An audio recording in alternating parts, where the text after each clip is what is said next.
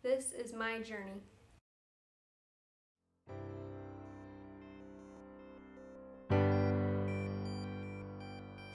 Welcome back. I guess you're wondering about that big question I promised to tell you. Well, here it is. What do you think he wants? I mean, if there is a God, what's he want?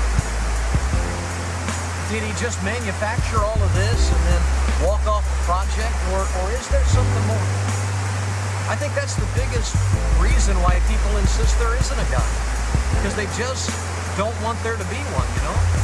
I mean, if there's a God, then don't we have to do something about that? Clearly, he's more amazing than us, so if he exists, can I really afford to ignore him? A lot of people insist there's no God because if they decide there is a God, then they have to pay attention to what he might want or try to figure out his agenda instead of their own. Basically, give him top billing in their own little worlds. Now, that may sound a bit harsh, but the fact is, if God exists, then isn't he going to claim center stage at some point? It's easier just to decide that he doesn't exist. That way we can live out our lives without these kind of thoughts bothering us.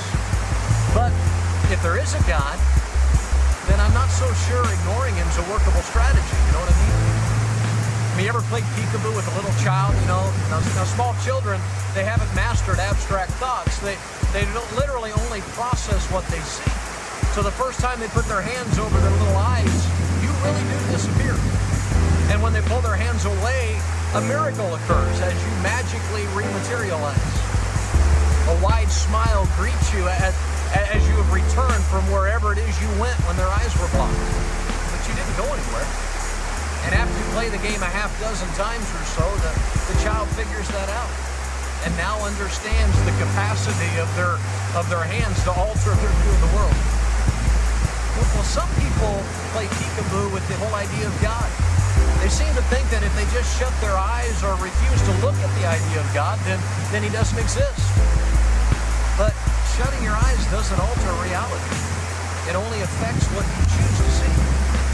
And if there's a God, then clamping your fingers tightly over your eye sockets doesn't really change that, does it? So back to the real question. I mean, if there's a God, what does he want? Why did he design all of this? I mean, if it's all random and accidental, then we're pretty much free to do as we please, and our lives would only matter if we think they do. There's no one bigger to tell us otherwise. But what do you think he wants?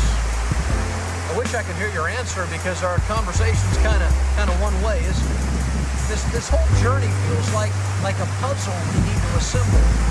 And if it is, how you and I answer this question is probably the biggest piece.